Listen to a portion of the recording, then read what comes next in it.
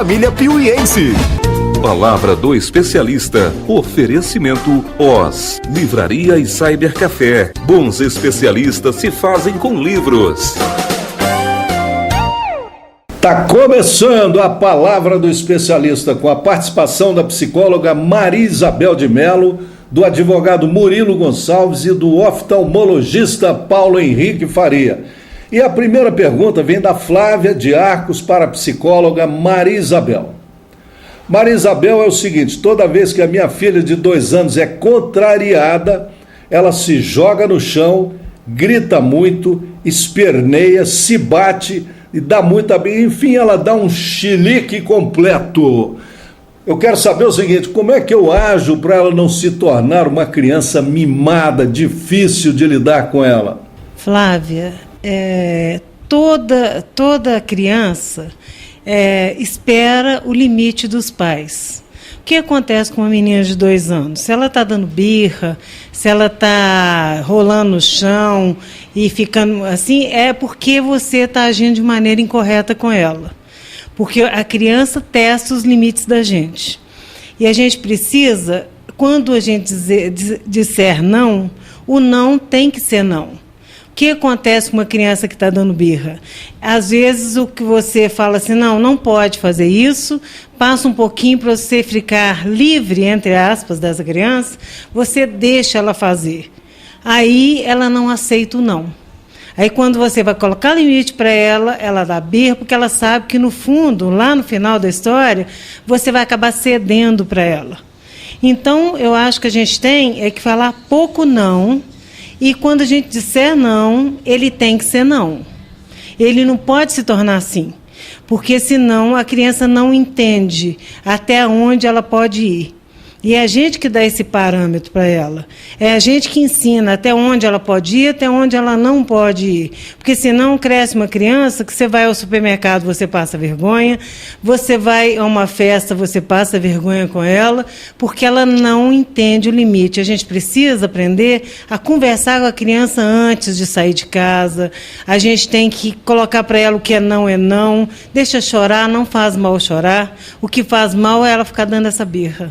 Bom, está aí, portanto, o esclarecimento da doutora Maria Isabel. E a próxima pergunta vem do Marcelo para o advogado Murilo Gonçalves. Doutor Murilo, eu sou pai solteiro e crio a minha filha sozinho há 4 anos. Agora, a mãe da minha filha resolveu pedir a guarda da menina. Então, ela nunca me ajudou em nada. E eu quero saber o seguinte: ela pode ter a guarda dessa criança? Como é que é essa situação?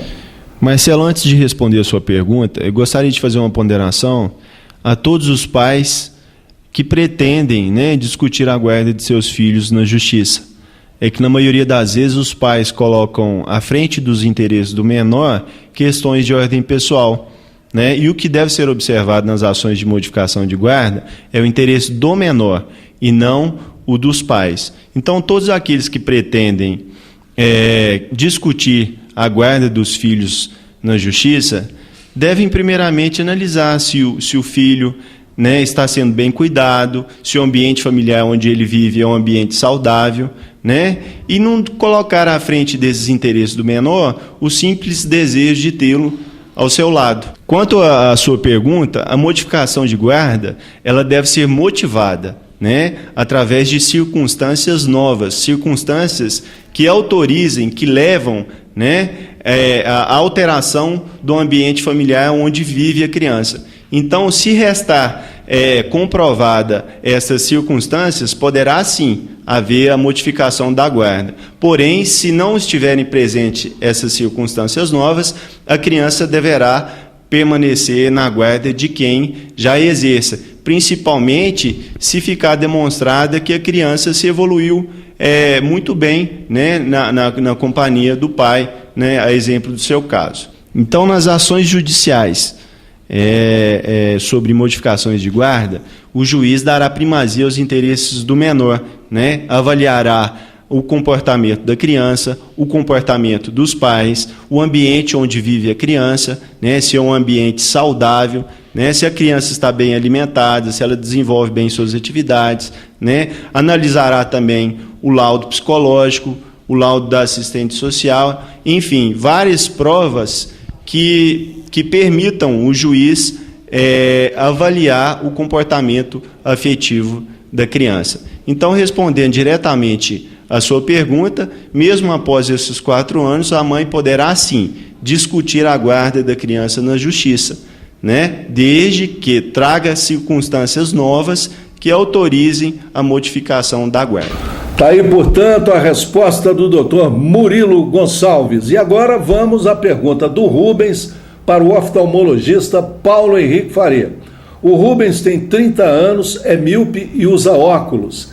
E pergunta como é que ele pode saber se é possível operar da sua miopia. Ok, Rubens, obrigado pela pergunta. A cirurgia de miopia, também conhecida como cirurgia refrativa, ela é uma cirurgia realizada a laser, né, atualmente. Antigamente ela já teve uma época de cirurgia no bisturi, que era conhecida como ceratotomia radial, mas hoje em dia evoluímos para o laser. Ela é aplicável também à hipermetropia e astigmatismo. Mas nós brincamos, Rubens, que para operar de cirurgia refrativa, ou seja, para operar de miopia, não basta querer. O paciente tem que poder. Poder em que sentido? No sentido de que o olho do paciente ele deve respeitar alguns pré-requisitos básicos. Quais são eles? O primeiro deles é a estabilidade do grau. Ou seja, só pode operar aquele paciente que já se encontra com um grau estável, que no intervalo de um exame para o outro, em geral, um exame para o outro é 1 ano, o grau não tenha oscilado, que não haja aumento do grau. Outro pré-requisito é que a córnea do paciente, a superfície anterior do olho, a gente poderia mostrar a córnea aqui. Então, a córnea do paciente ela tem que ter uma espessura suficiente para que o laser molde a córnea sem deixar um leito residual muito fino, ou seja, a espessura da córnea tem que ser compatível com o grau do paciente. Em terceiro lugar, a córnea tem que ter uma conformação ou um desenho adequado ao tipo de laser que vai ser aplicado.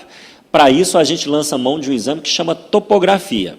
E para avaliar a espessura, que a gente falou anteriormente, nós lançamos mão da paquimetria. Por último, o paciente não pode ter nenhuma outra patologia ocular associada. Por exemplo, uma patologia de córnea que pode ser associada à miopia e que contraindica a cirurgia, no caso, é a ceratocone. Então, respeitados esses critérios, o paciente estando estável no grau e todos os exames ok, a cirurgia pode ser planejada. O segredo para o sucesso de uma cirurgia refrativa é respeitar todos os critérios básicos, respeitar a idade de estabilização por volta dos 20 anos de idade.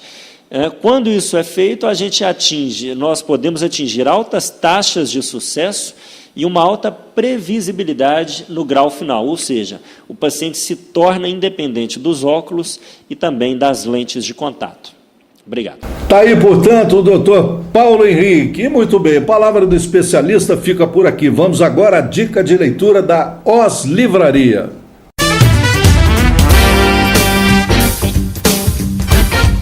Bom, e a dica de leitura da Os Livraria para esta semana é este livro aí, veja. Febre no Panamá, do escritor Matthew Parker.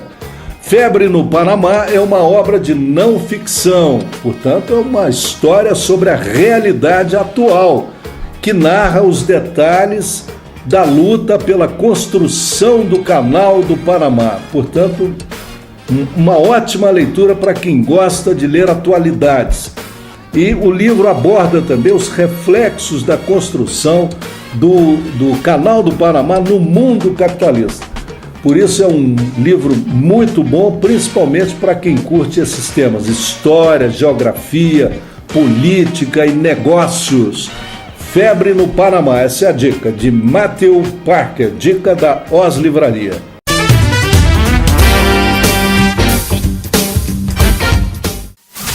Piuí na TV, a cidade carinho passa por aqui.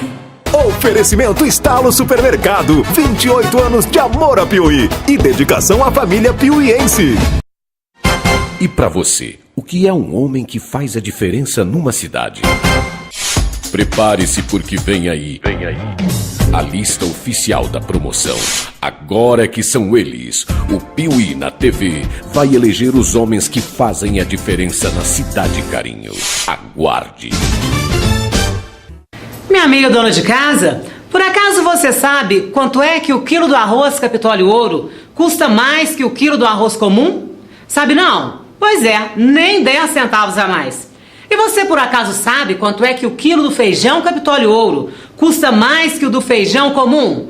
Nem 40 centavos em quilo. É muito pouco, né não? Afinal, todo mundo sabe que qualidade sempre custa um pouquinho mais. Por isso, minha amiga, na próxima visita ao supermercado, lembre-se que, por uma diferença insignificante de preço, você pode colocar na mesa da sua família o arroz Capitólio Ouro e o feijão Capitólio Ouro. 2 produtos alimentícios top de linha, campeões de venda em mais de 100 cidades aqui do Oeste e Sudoeste Mineiro e também em boa parte do interior de São Paulo. Arroz Capitólio Ouro leva até sua mesa todo o sabor e o valor nutricional do melhor arroz produzido nos campos do Rio Grande do Sul. E o feijão Capitólio Ouro leva para sua panela o aroma, a consistência e o paladar inconfundível do melhor feijãozinho brasileiro. Arroz e feijão Capitólio Ouro, selecionados e embalados eletronicamente, sem contato manual, prontinhos para sair da embalagem direto para sua panela.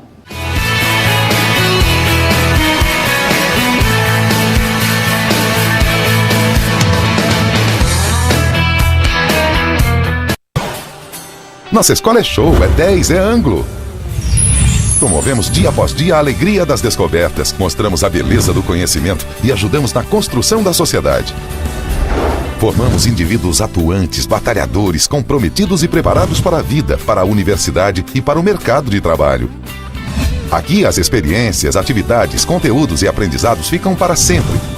Nossa escola é mais que escola. Estudar aqui é show, é 10, é ângulo. Quando você sentir vontade de lanchar, não perca tempo, corra pro melhor lugar. Na lanchonete Tropicália você vai gostar.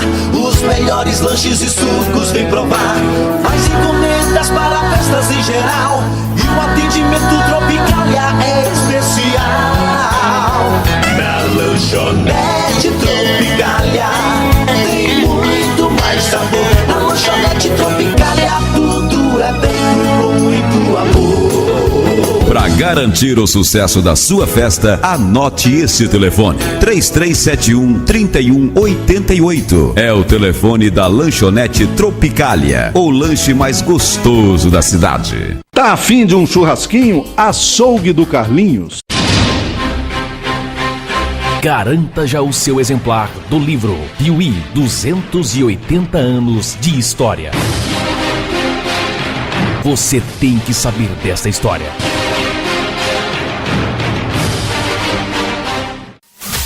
Piuí na TV, a cidade carinhosa.